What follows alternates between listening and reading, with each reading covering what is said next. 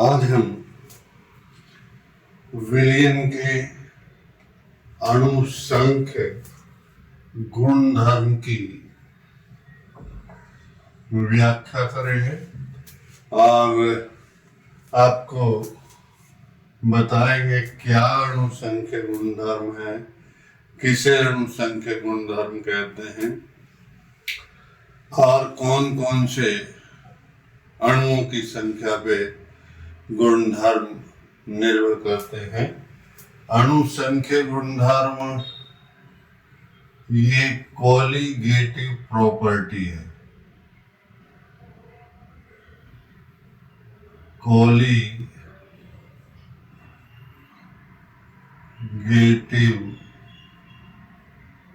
Properties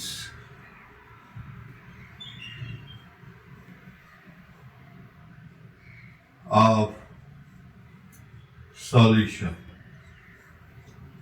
solution की colligative property और विलयनों के अणुसंख्य गुणधर्म क्या है।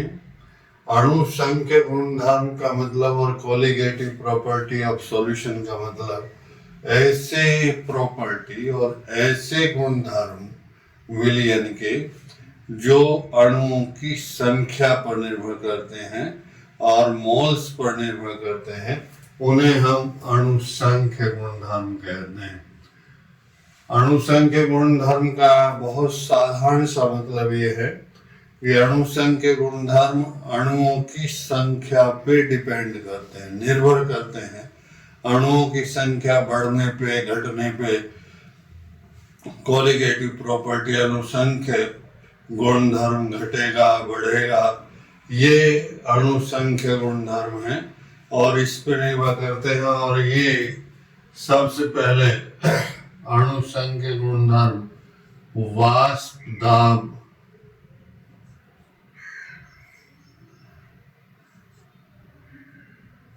आपेक्षिक अवनमन, ये कोलिगेटिव प्रॉपर्टी है। आपेक्षिक अवनमन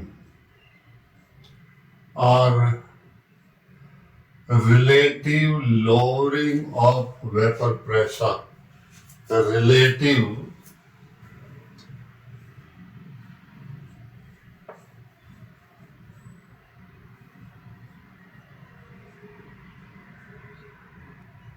lowering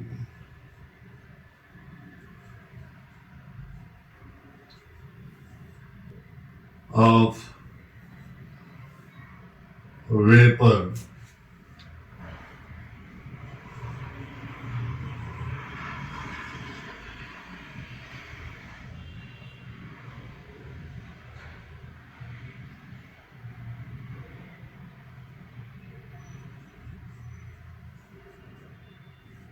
pressure।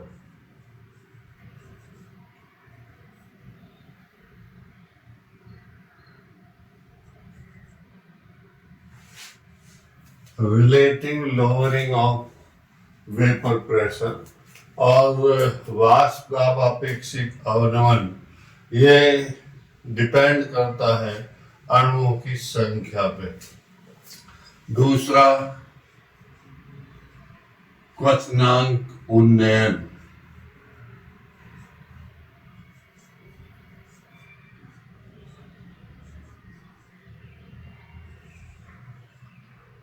क्वथनांक उन्नयन और क्वथनांक उन्नयन का मतलब elevation in boiling point, elevation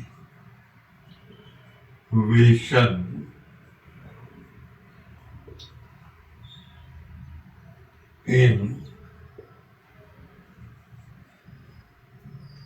boiling point।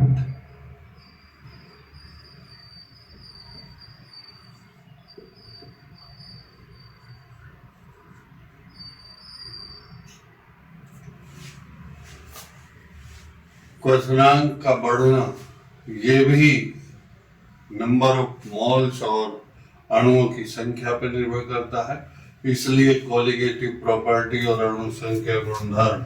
Third, हिमांक अवनमन। हिमांक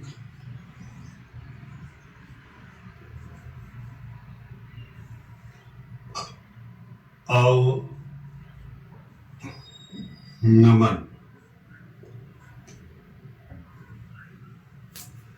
Depression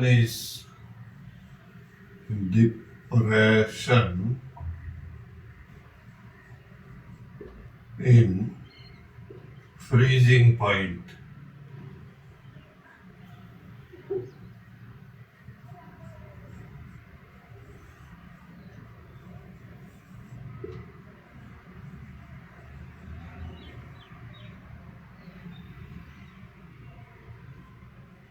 Depression in freezing point और हिमांक में कमी, ये भी अणु संख्या गुणधर्म है और घटने से घटेगा बढ़ेगा उसी पे निर्भर करता है।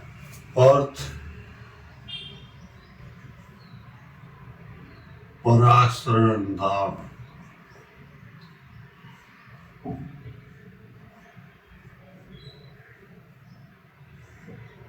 परासरण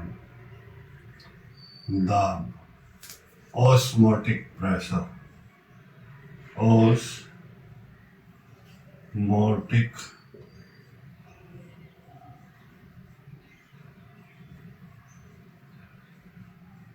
प्रेशर। परासरण दाब भी अणु संख्या गुणधर्म है और अणुओं की संख्या पर निर्भर करता है कि परासरण दाब नंबर ऑफ मोल्स और molar concentration, number of mole और अणुओं की संख्या पर डिपेंड करेगा, निर्भर करेगा। तो इसे भी अणु संख्या गुणधर्म कहते हैं। अब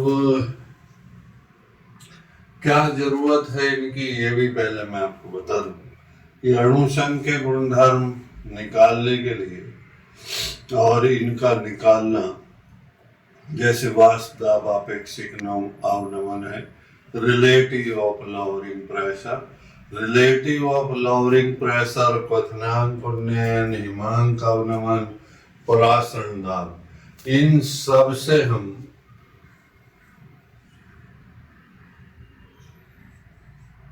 अणुभार निकालते हैं। अणुभार किसका? वाष्पशील पदार्थों, वाष्पशील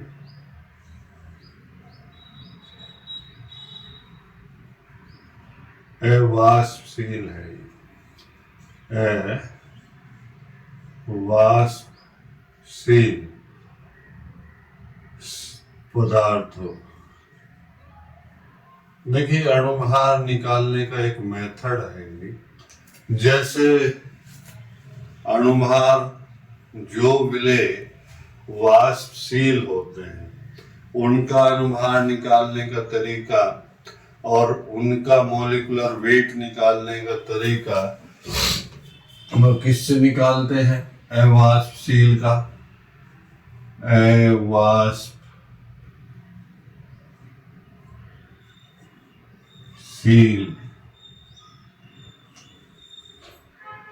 विलेय का अणुभार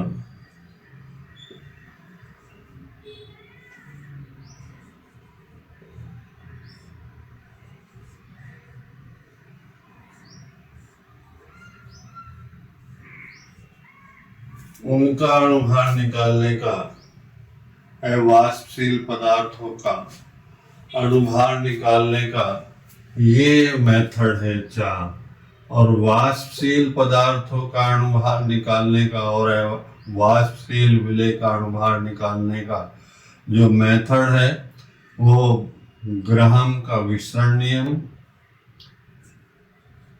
ग्राहम का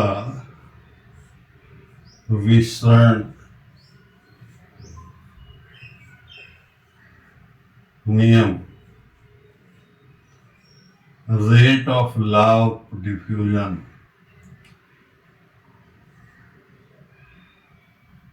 दूसरा Victor Meyer method, Victor Meyer विधि, और नीचे की क्लास में ही है 10th क्लास के अंतर्गत ये दोनों मेथड हैं, और उसमें हम अणुभार निकालते हैं। लेकिन अणुभार किसका निकलेगा? वाष्पशील विलय का। जो विलयन बनाने पे और वाष्प में बदलते हैं तो उन्हें हम निकालने के लिए अणुभार अगर हमें जरूरत पड़ती है तो ग्राम का विसरण नियम के द्वारा निकाल लेते हैं, या विक्टर मेयर मेथड से भी हम वाष्पशील पदार्थों का अणुभार निकालते हैं। लेकिन अगर अवाष्पशील पदार्थ है, नॉन वोलेटाइल का मोलिकुलर वेट अणुभार निकालने के जो मेथड है, ये 4 मेथड है। अणुसंख्य गुणधर्मों द्वारा हम अणुभार उनका निकाल सकते हैं। तो सबसे पहले अगर हम बात करें वाष्प दाब आपेक्षिक अवनमन, पहले तो यही देखिए वाष्प दाब आपेक्षिक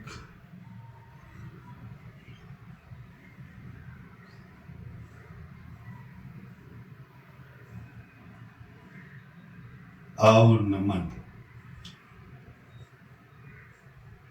और अगर सही हिंदी में आपको बताऊं, और relative of lowering vapour pressure आपेक्षिक अवनमन है। और इससे पहले वाष्प दाब अवनमन देखिए,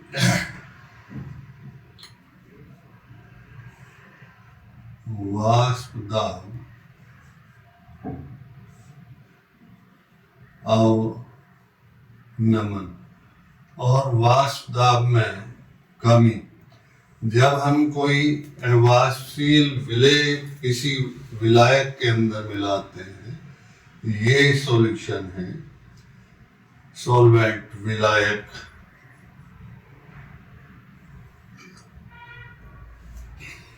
और इसमें जिसका मॉलिक्यूलर वेट हमें निकालना है अवाष्पशील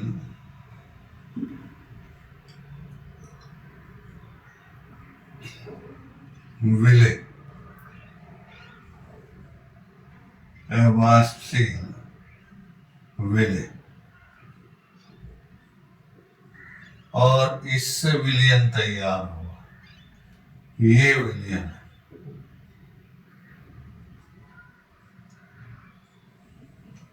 अब देखिए वाष्प दाब अवनमन क्या है। ये मान लीजिए विलायक है, पानी है, और पानी के अंदर हमने नमक मिला दिया, वाटर,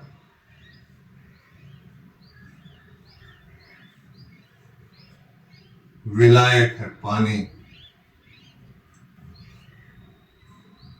और इसके अंदर क्या मिला दिया? नमक।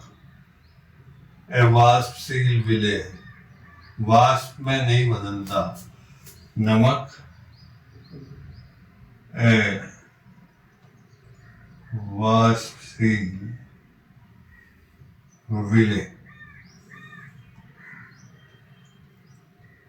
तो जब विलयन बनेगा,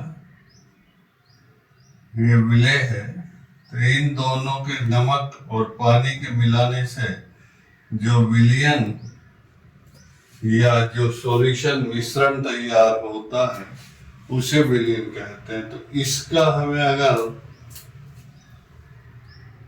अणुभार निकालना है तो अणुभार निकालने के लिए सबसे पहले वाष्प दाब आपेक्षिक अवनमन या वाष्प दाब अवनमन क्या है, इसे मैं देखिए आपको थोड़ा सा बताऊं।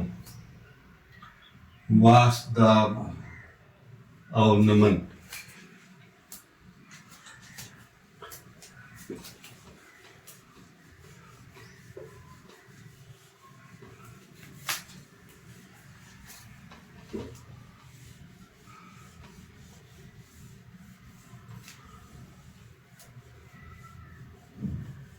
वाष्प दाब अवनमन या lowering of vapor pressure,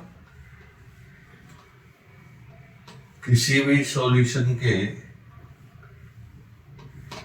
वाष्प दाब में जो कमी होती है वो वाष्प दाब अवनमन कहलाता है। अब देखिए वाष्प दाब अवनमन, मान लीजिए ये विलायक है और इस विलायक का वाष्प दाब P है, प्योर है ही, इसके अंदर अभी सॉल्यूशन नहीं है, इसका वाष्प दाब P है। ये अवाष्पशील विलेय है, नमक, और जो विलयन बना वो PS है मान लीजिए, या इसे PO भी कह सकते हैं हम।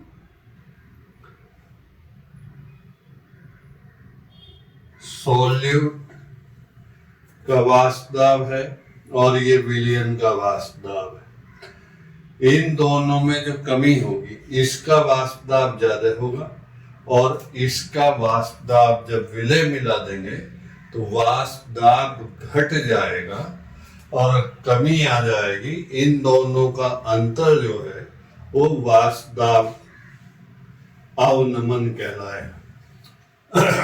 अब घट क्यों जाएगा? तो देखिए वाष्प दाब अवनमन के बारे में मैं आपको थोड़ा सा बताऊं। वाष्प दाब, पहले तो वाष्प दाब की अगर हम बात करें, चाहे विलय का विलयन का हो, चाहे विलायक का हो, चाहे विलय का हो, तो वाष्प दाब चूंकि यह वाष्पशील विलय है, पहली चीज इसका वाष्प दाब होता ही नहीं है, ठोसों के वाष्प दाब नहीं होते, इसलिए इसके बाद अवाष्पशील है। हाँ, अगर ये वाष्पशील होता, जैसे अभी मैंने बताया था उधर लिख के वाष्पशील, तो उस अवस्था में विलयन का वाष्प दाब बढ़ जाता, इसका भी वाष्प दाब और इसका भी वाष्प दाब विलयन का बढ़ जाता। कब? जब ये वाष्पशील विलय हो। चार तरह से मिलाया जा सकता है, वाष्पशील विलय हो, अवाष्पशील विलय हो, अवाष्पशील विलय और वाष्पशील हो, और चौथा दोनों कंडीशन हो, अवाष्पशील भी हो और अविलय भी हो। तो केवल वाष्प दाब अवनमन कब होगा? वाष्प दाब अवनमन तब होगा जब विलायक के अंदर क्या मिलाया जाए? अवाष्पशील विलय, ऐसा पदार्थ मिलाया जाए, ऐसा सब्सटेंस मिलाया जाए, ऐसा यौगिक मिलाया जाए जो अवाष्पशील हो लेकिन साथ साथ क्या हो? घुलता, विलय भी हो। दोनों कंडीशन है। इस विलायक के अंदर पानी है ये, तो पानी के अंदर नमक हमने मिलाया है, नमक विलय भी है, पानी में घुल भी जाता है और साथ साथ कैसा है? अवाष्पशील। ऐसे पदार्थों के ही अणुभार इसमें निकलेंगे, ध्यान रखिए आप, ये कंडीशन है। अब देखिए विलायक का वाष्प दाब, और पहली चीज तो मैं अगर वाष्प दाब के बारे में बताऊं तो ये मान लीजिए पानी है और ये मॉलिक्यूल है इसमें,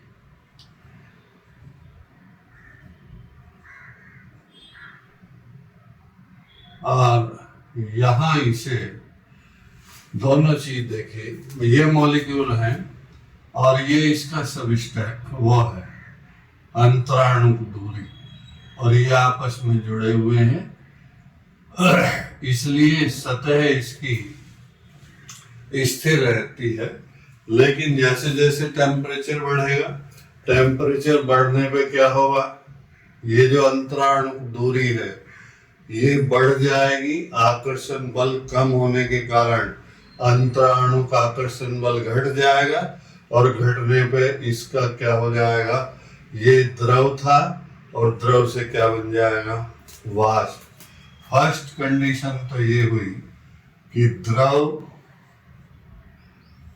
से क्या बन गया, वाष्प। वाष्प कब बनेगा, जब ये कंडीशन होगी, मान लीजिए ऊपर से खुला हुआ है तो ये अंतराणुक दूरी है, इनके बीच में लगने वाला बल अंतराणुक आकर्षण बल, इंट्रामोलिकुलर फोर्स। और इंट्रामोलिकुलर फोर्स अगर बढ़ेगा तो वाष्प दाब घट जाएगा, अगर ये घटेगा तो वाष्प दाब बढ़ जाएगा।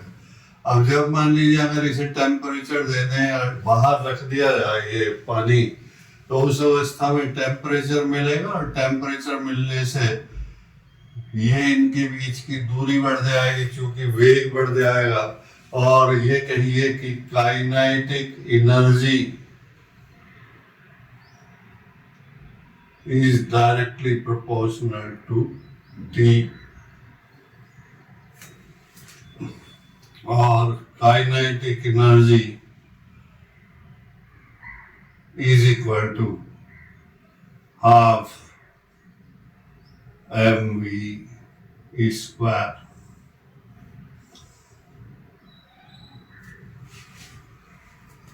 मान लीजिए आपने टेम्परेचर दिया, इस पानी के अणुओं को टेम्परेचर दिया, टेम्परेचर बढ़ने से क्या बढ़ेगा, गतिज ऊर्जा, काइनेटिक एनर्जी। काइनेटिक एनर्जी किसके बराबर है, half mv square. m molecule का मास है, ये तो चेंज होगा नहीं, कांस्टेंट है, लेकिन v बढ़ेगा तो k बढ़ेगा। या ये कहिए कि काइनेटिक एनर्जी का सीधा संबंध किससे है, हाफ mv स्क्वायर से। हाफ m कांस्टेंट है और t समानुपाती v स्क्वायर। या ये कहिए k directly proportional to t, और अगर t समानुपाती हाफ mv स्क्वायर, और ये फिर कांस्टेंट है।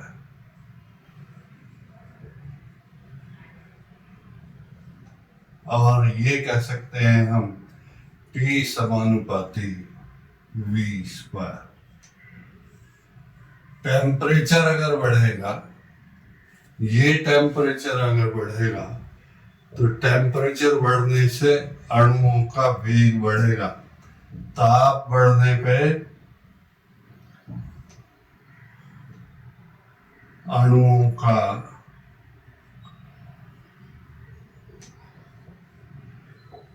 वेग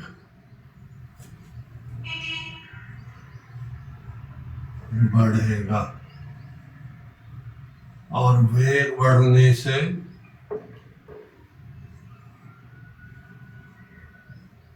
अंतरा अणु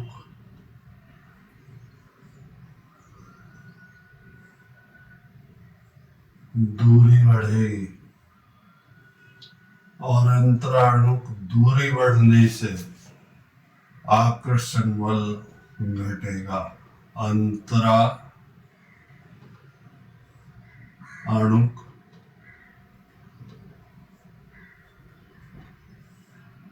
आकर्षण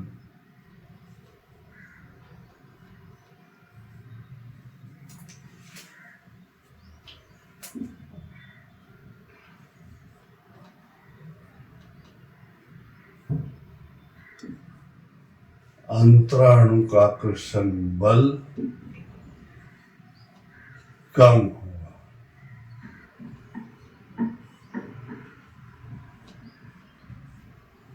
अब देखिए, अब यहां जाएंगे, जो द्रव से वाष्प बनने की प्रक्रिया है, ये द्रव है, और सबसे पहले ये अणु बाहर जाएंगे, वाष्प में परिवर्तित होंगे। तो टेम्परेचर अगर हम इसे देंगे तो टेम्परेचर का सीधा संबंध अणु गति सिद्धांत के अनुसार काइनेटिक एनर्जी से होगा, और गतिज ऊर्जा 1/2 mv स्क्वायर या टी का संबंध m कांस्टेंट है, अणु का भार है, ये ना घटेगा ना बढ़ेगा, तो टी का सीधा संबंध किससे होगा? v से। जितना टेम्परेचर बढ़ेगा उतना ही अणुओं का वेग बढ़ेगा, अणुओं का वेग बढ़ेगा। जितना वेग बढ़ेगा उतना ही उनके बीच की दूरी बढ़ेगी, यह दूरी बढ़ेगी, और दूरी बढ़ने से अंतराणु का आकर्षण बल जो इन अणुओं के बीच में है वो कम हो जाएगा, और जब ये कम हो जाएगा तो ये अणु सतह छोड़ के कहाँ जाना शुरू कर देंगे? बाहर। यहाँ ये क्रिया क्या कहलाएगी? वाष्पीकरण। ये वाष्पीकरण हुआ, द्रव का वाष्प में परिवर्तन। एक, और जैसे जैसे टेम्परेचर बढ़ाएंगे वाष्पीकरण भी बढ़ेगा। अब ये मान लीजिए आपने ऊपर से बंद कर दिया, बंद करने से क्या होगा? अब इनके बीच की दूरी, इसे थोड़ा सा नीचे की तरफ अगर बना लिया जाए तो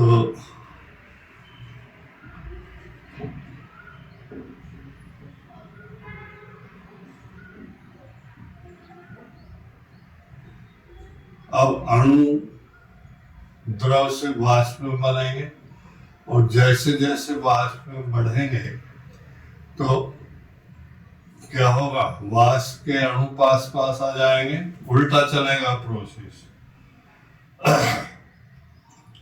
वेग अणुओं का क्योंकि ऊपर की तरफ जाएगा इसलिए आकर्षण बल अधिक होगा, दूरी कैसी हो जाएगी? कम। और जब दूरी कम हो जाएगी तो आकर्षण बल बढ़ेगा, और आकर्षण बल बढ़ेगा तो ये आपस में जुड़ना शुरू हो जाएंगे। ये वाष्प किसमें बदलना शुरू कर देगी? द्रव में। वाष्प किसमें बदलेगी? द्रव में। और जब ये द्रव में बदलेगी, अब दो अभिक्रियाएं होंगी कि ये वाष्प के अणु ऊपर की तरफ जाएंगे और वाष्प के अणु नीचे की तरफ, ये संघनन कहलाएगा, कंडेंसेशन। अब इसके अंदर दो प्रक्रिया होगी, वाष्पीकरण भी और संघनन भी। अब देखिए ली चैटलियर प्रिंसिपल और ला-सातले का सिद्धांत ये कहता है कि अगर अभिक्रिया रिवर्सिबल हो, उत्क्रमणीय,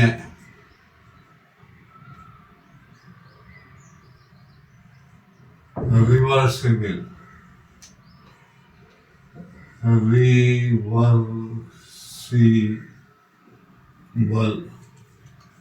अगर अभिक्रिया उत्क्रमणीय हो तो एक अवस्था ये हो जाती है कि अगर वाष्पीकरण वाली अभिक्रिया का वेग v1 हो और नीचे वाली अभिक्रिया का वेग v2, तो एक अवस्था ये होगी कि v1 इक्वल टू किसके हो जाएगा? v2। और इस अवस्था को क्या कहते हैं? साम्य अवस्था। मैं समझ रहा हूं कि आपके लिए जो मैंने एस्पेक्ट बताया है वो आपकी समझ में आ गया होगा। अब दोनों अभिक्रिया चलेंगी, द्रव से वाष्प में और वाष्प से द्रव में, और दोनों का रेट बराबर होगा अगर अभिक्रिया का वेग पश्च अभिक्रिया के वेग के बराबर, या rate of forward reaction is rate of backward reaction. और ऐसी पोजीशन में v1 is equal to v2, और अभिक्रिया कौन सी अवस्था में कहलाती है? साम्य अवस्था में।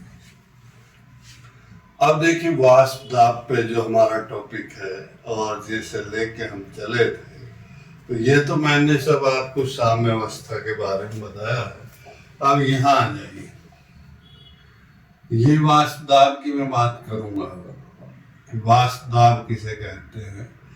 अब ये जो वाष्प के अणु हैं कौन सी अवस्था में देखने हैं?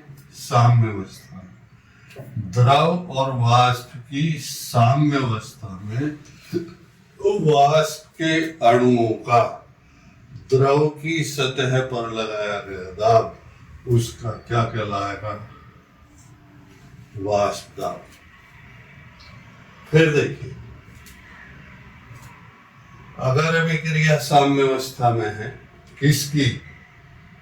द्रव से वाष्प की और वाष्प की द्रव में, और दोनों का वेग बराबर हो तभी साम्य अवस्था होगी।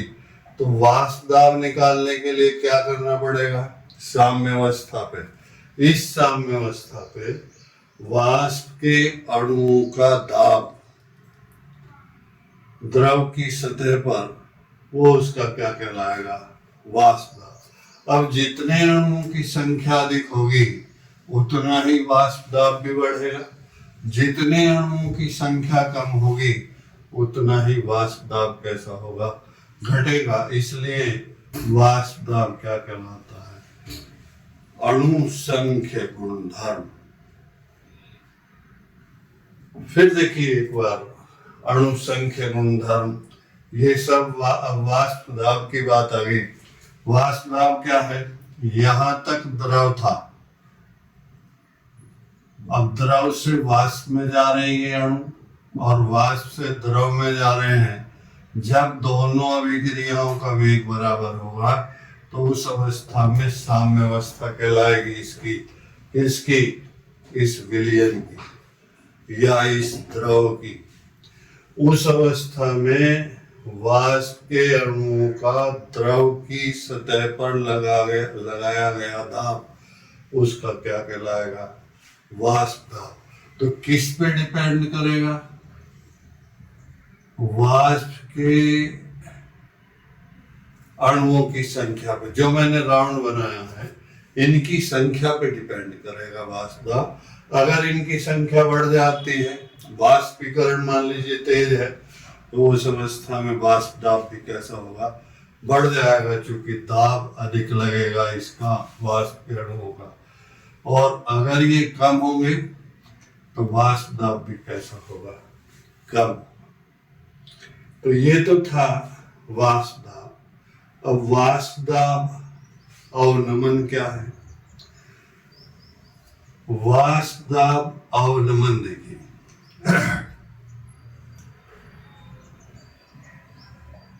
ये विलायक था। अभी मैंने आपको बताया कि विलायक ये वाष्प दाब है, तो ये इसका वाष्प दाब हो गया। अब आपने इसमें नमक मिला दिया,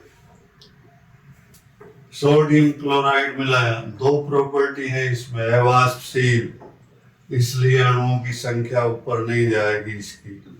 तो इसमें इस प्रॉपर्टी के कारण वाष्प दाब पे कोई फर्क नहीं पड़ेगा। लेकिन ये विलेय है, इस अवाष्पशील नमक में दो प्रॉपर्टी है, एक अवाष्पशील है। तो अवाष्पशील होने का मतलब ये है कि वाष्प के अणुओं पे कोई फर्क नहीं पड़ेगा। लेकिन विलेय है एक इसमें, ये विलेय का मतलब इसमें घुलेगा, और घुलने का मतलब ये जो NaCl है, अगर मैं ये कहूं कि NaCl के अणु इस डॉट से प्रदर्शित करें हैं, तो ये डॉट इनके बीच में आ जाएगा, ये डॉट, ये डॉट। अब क्या होगा डॉट आने से? ये अणु है NaCl के डॉट वाले और ये वाटर मॉलिक्यूल है। जब तक ये नहीं था तब तक दूरी ये थी, आकर्षण बल कम था। आकर्षण बल कम होने से के कारण वाष्प के अणुओं की संख्या ज्यादा थी।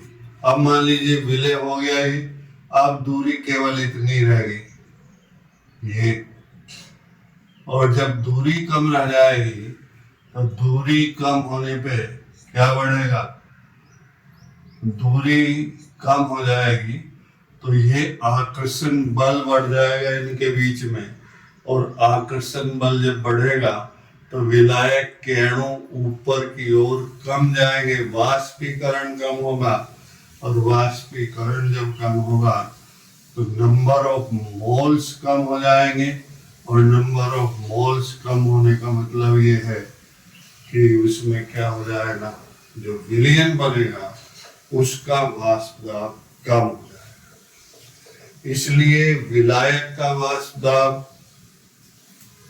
वाष्पशील विलय मिलाने पर हमेशा कम होगा, और इन दोनों में जो अंतर है उस अंतर को हम क्या कहते हैं, वाष्प दाब अवनमन।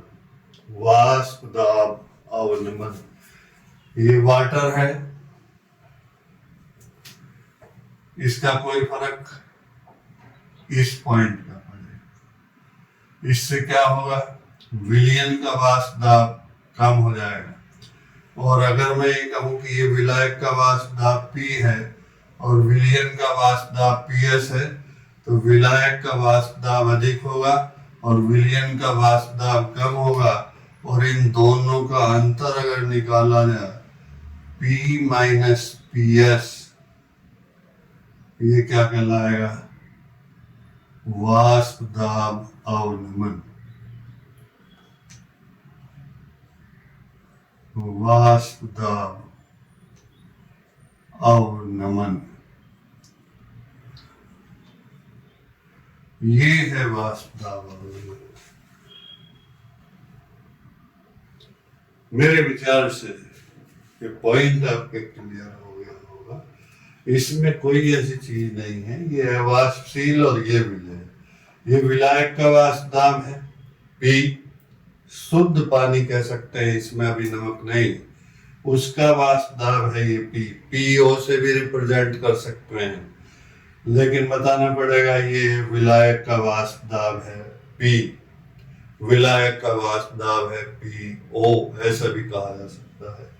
अवाष्पशील विलय मिला, अवाष्पशील का वाष्पशील में चूंकि इसका वाष्पशील वाष्पन होगा ही नहीं, इसलिए मिलेगा नहीं। दूसरा ठोस है, तो ठोस होने पे भी वाष्पन नहीं होगा, तो इसका वाष्पशील विलय मिलाने पे केवल क्या होगा कि जब ये घुल जाएगा तो घुलने पे इनके विलायक के अणुओं की बीच की दूरी घट जाएगी, कम हो जाएगी, और जब कम हो जाएगी तो आकर्षण बल बढ़ेगा आपकी बात, और आकर्षण बल बढ़ने से आकर्षण बल जब बढ़ जाएगा तो वाष्पन के अणुओं की संख्या कम होगी, और अब जो दाब लगेगा, अब सॉल्यूशन बन गया, ये नमक और पानी बन गया और ये विलयन हुआ, अब जो वाष्प दाब है PS, उसका मान इस विलायक के वाष्प दाब से कम होगा,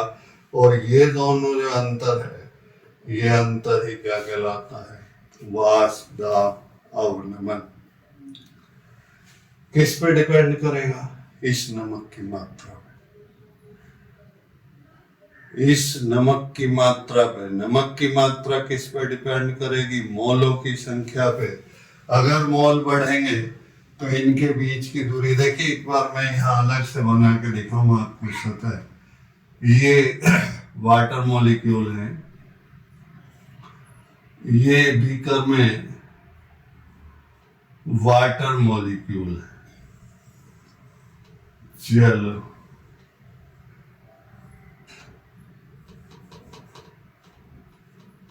इसमें दूरी ये है, ये दूरी है, और जितनी दूरी बढ़ेगी उतना आकर्षण बल घटेगा, और जितना आकर्षण बल घटेगा उतने ही ये अणु, चूंकि ये एक दूसरे से आकर्षण बल से जुड़े हुए हैं, ये अणु वाष्पन में जाने जाएंगे और वाष्प दाब बढ़ जाएगा। अब मान लीजिए आपने 2 ग्राम नमक मिलाया है इसमें पहले, तो 2 ग्राम नमक मिलाने में क्या होगा, एक अणु यहाँ, दूसरा अणु यहाँ, तीसरा अणु यहाँ, चौथा अणु यहाँ। अब इनके बीच की दूरी कितनी रहेगी? आधी। आधी रहने पे आकर्षण बल कैसा हो गया? बढ़ गया। आकर्षण बल बढ़ने पे अंतराणु की दूरी बढ़ जाएगी और अंतराणु की दूरी बढ़ने से आकर्षण बल बढ़ जाएगा और आकर्षण बल बढ़ने से जो ऊपर वाली रिएक्शन है ये पहले की अपेक्षा कम चलेगी। वाष्पन कम होगा और वाष्पन कम होगा तो वाष्प के अणुओं की संख्या जो है ये 4 रहेगी और ये इसकी सतह पे दाब लगाएंगे, यही वाष्प दाब है। तो ये 2 ग्राम नमक मिलाने पर हुई। अब मान लीजिए 4 ग्राम आपने मिला दिए, 2 ग्राम में एक एक अणु आया था, 4 ग्राम में इनके बीच में 2 अणु आ जाएंगे। आकर्षण बल और बढ़ेगा क्योंकि दूरी और घटेगी और आकर्षण बढ़ने पे वाष्पन घट जाएगा और वाष्पन घटने पे वाष्प के अणुओं का द्रव की सतह पर लगाया गया दाब घट जाएगा और जब दाब घटेगा तो विलयन का वाष्प दाब कम हो जाएगा, विलायक का वाष्प दाब अधिक होगा और इन दोनों का अंतर वाष्प दाब अवनमन कहलाएगा। और यदि इस वाष्प दाब अवनमन को विलायक के वाष्प दाब के सापेक्ष निकाल दिया जाए, वाष्प दाब अवनमन को विलायक के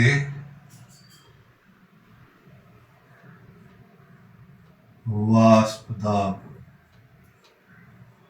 के सापेक्ष निकाल दिया जाए तो ये क्या कहलाएगा? वाष्प दाब आपेक्षिक अवनमन। और देखिए मैं यहाँ आपको लिख के बताऊं कि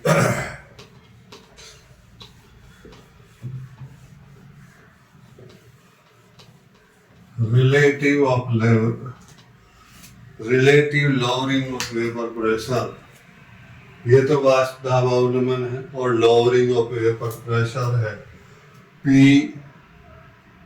माइनस PS। वाष्प दाब अवनमन किसके सापेक्ष निकालना है? विलायक के सापेक्ष। विलायक का वाष्प दाब क्या है? P इज इक्वल टू वाष्प दाब आपेक्षिक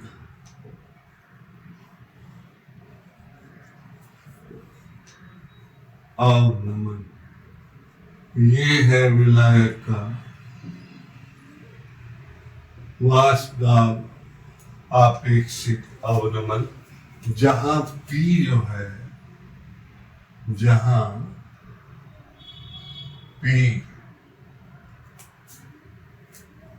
और PO भी कह सकते हैं इसे, या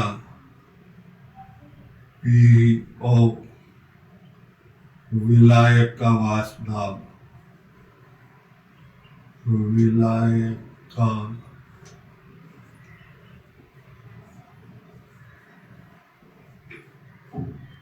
वाष्प दाब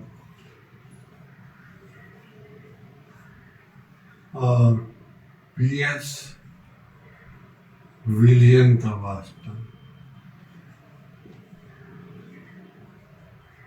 विलयन का वाष्प दाब।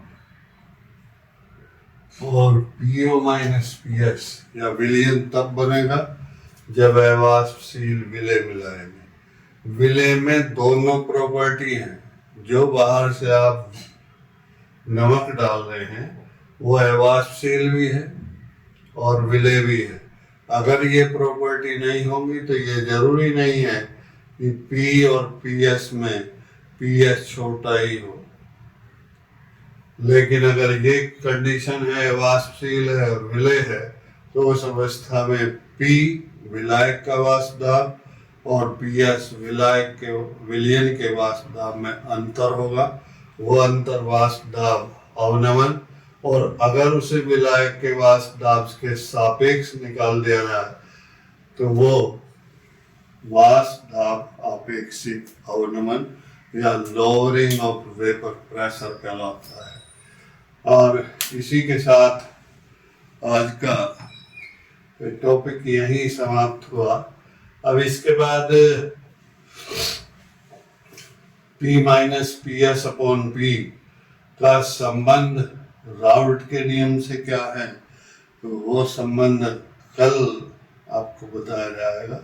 लेकिन इस चीज का जरूर ध्यान दें कि ये सब एक दूसरे से इंटररिलेटेड है। ये के डायरेक्टली प्रोपोर्शनलिटी, टी समानुपाती half upon m v square, half m constant है, इसलिए टी वी के समानुपाती है। टेम्परेचर बढ़ेगा, अणुओं का वेग बढ़ेगा, अणुओं का वेग बढ़ेगा, अंतराणु दूरी बढ़ेगी, अंतराणु दूरी बढ़ेगी, अंतराणु का आकर्षण बल कम होगा। ये रिजल्टेंट है। टेम्परेचर का सीधा संबंध इससे है और दूरी से, ये दूरी है। दूरी जितनी अधिक होगी आकर्षण बल उतना ही कम होगा, दूरी जितनी कम होगी उतना ही आकर्षण बल अधिक होगा। जितना आकर्षण बल अधिक होगा उतना ही वाष्प के अणुओं की संख्या कम होगी, और जितना वाष्प के अणुओं की संख्या कम होगी उतना ही साम्य अवस्था पर वाष्प के अणुओं का द्रव की सतह पर लगा गया दाब क्या हो जाएगा, घट जाएगा। तो ये डिपेंड करता है, ये डिपेंड किस पे करेगा, इस अवाष्पशील विलय। अवाष्पशील विलय नमक है, चीनी है, ये पानी में घुलती है लेकिन वाष्पन नहीं होता। ऐसा विलयन बनाना है आपको, इसका ही अणुभार हमें निकालना है।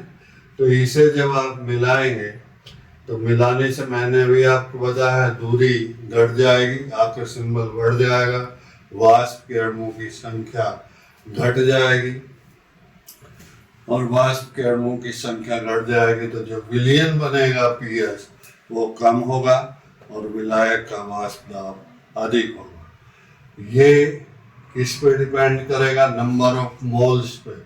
अणु संख्या गुणधर्म इसीलिए है कि वाष्प दाब अवनमन या वाष्प दाब आपेक्षिक अवनमन नंबर ऑफ मोल्स पे डिपेंड करता है।